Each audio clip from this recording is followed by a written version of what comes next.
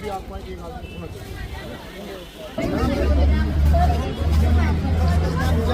जब तक इंसाफ नहीं मिलेगा तब तक हम नहीं जाएंगे। नहीं जाएंगे, ना जाएंगे नहीं जाएंगे, बस नहीं डालेंगे।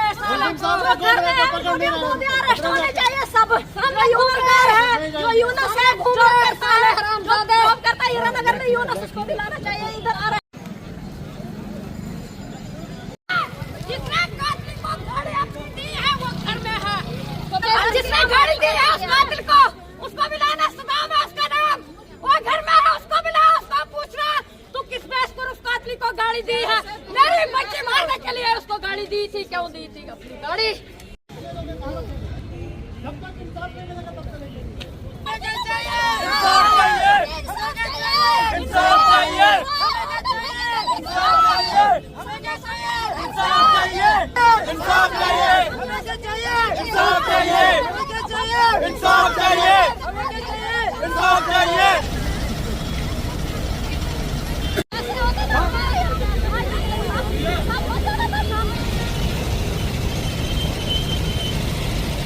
जैतूना बेगम। बताएंगे क्या हुआ रहा आपको, क्या हुआ? रात को सर बस यही हुआ है। 10 बजे हमें कॉल आई, बोलने लगे कि मतलब वो गिर गई उधर सड़क पे।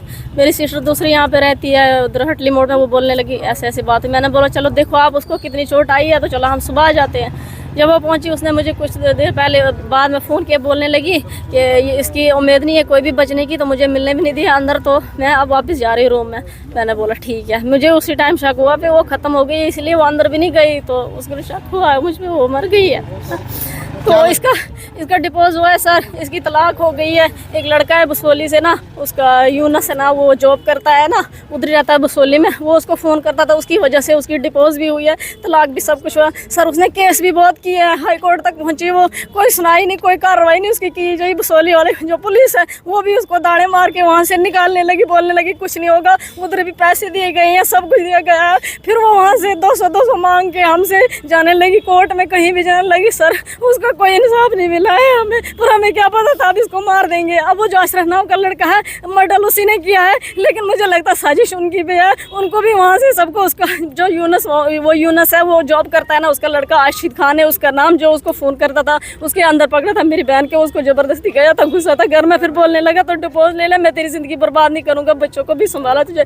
फिर उसने पुलिस वालों ने उसको संभाल के भी दिया था, घर में भी 3 दिन उसको सर घर में रखा, फिर उसको ऐसे ही छोड़ दिया रोड में। बोलने लगे जा हम नहीं तुझे संभालेंगे। पुलिस वालों ने सर रिश्वत खाई थी, हम गरीब थे, हमारे पास पैसे नहीं थे, हमने कहाँ से पैसे लाने थे।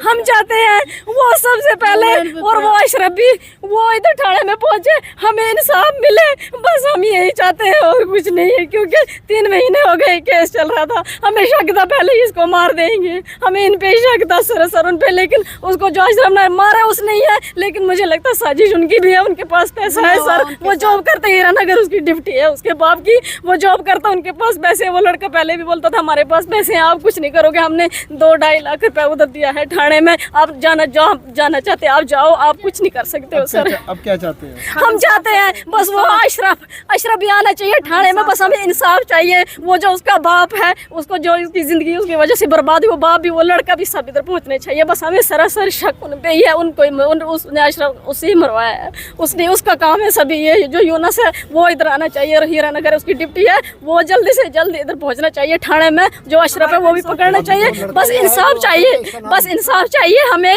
उसको फांसी लगनी चाहिए, जैसे हमारी गई है ना, हमारी लड़की भर हम रो रहे हैं, वो भी वैसे रोनी चाहिए। ठीक है, मेरी लड़की का कत्ल किया है, हम रूब उसका कत्ल कर देंगे जिसने मेरी लड़की का कत्ल किया है। मुझे इंसाफ चाहिए, उसको फांसी होनी चाहिए, उसी कड़ी से कड़ी फांसी होनी चाहिए, उसी फांसी लगनी चाहिए जिसने मेरी लड़की का मॉडल किया है।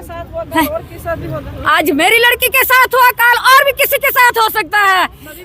ठीक है ना, यूनस भी पहुंचना चाहिए, उसका लड़का भी पहुंचना चाहिए, जिसने मॉडल किया मेरी बच्ची का अशरफ, वो भी पहुंचना चाहिए, उसकी फांसी होनी चाहिए। जैसे मेरी चले मर गई वो तो मुक गई, वो भी मुकना चाहिए। हम उसको पुलिस वालों के सामने और डीसी के सामने मारेंगे और उसका भी मर्डर कर देंगे, बदले से बदले लेंगे, हम खून के बटावा खून लेंगे। क्या नाम है आपका? मेरा नाम इंसार अली है जी। कहाँ के रहने वाले हैं? मैं भूंड का रहने वाला हूँ, शीतल नगर। ये जी नाजिया अख्तर मेरी भांजी लगती है रिश्तेदारी में। इसका रात को मर्डर किया गया है और अशरम है नाम उसका लड़के का। और रात को उसको फ़ोन किया लड़की को, यहाँ रहती थी कठुआ खरोट मोड़ में। फ़ोन करके उसको बुलाया, फिर स्कूटी में बिठाकर उसको ले गया। आधे घंटे के बाद उसको एक लड़का और है उसके साथ था, वो उसने दूसरे लड़के को फ़ोन किया कि भाई जो लड़की वहाँ रोड पे स्कूटी से गिर गई है, उसको देखो ज़िंदा है या मर गई है, जो उस लड़के ने हमको बताया है। हम ये चाहते हैं कि पुलिस इसमें इन्वेस्टिगेशन करे अच्छी तरह से, और उसका जो जिसने कत्ल किया है उसको पकड़े और सलाखों के पीछे डालें। उसके ऊपर पहले भी बहुत सारे आपराधी मामले हैं, उसके ऊपर चोरी के, डकैती के बहुत सारे मामले उस लड़के के ऊपर है। वो कहाँ का रहने वाला है? वो बसोली का रहने वाला है जी। अशरफ सन्नाफ उसका नाम है, मोहम्मद रफ़ीक, ये टिरडी का रहने वाला है जी। तो हम चाहते हैं कि उसको पुलिस पकड़े और सलाखों के पीछे डाले, ताकि आने वाले किसी भी महिला के साथ ऐसा दुष्कर्म ना हो। मुझे यहाँ तक लगता है कि उसने उसके साथ रेप किया है, रेप करने के बाद उसका मर्डर करके रोड के ऊपर फेंक दिया गया है। ये शादीशुदा थी? हाँ, इसका तलाक हो गया था 3 महीने पहले।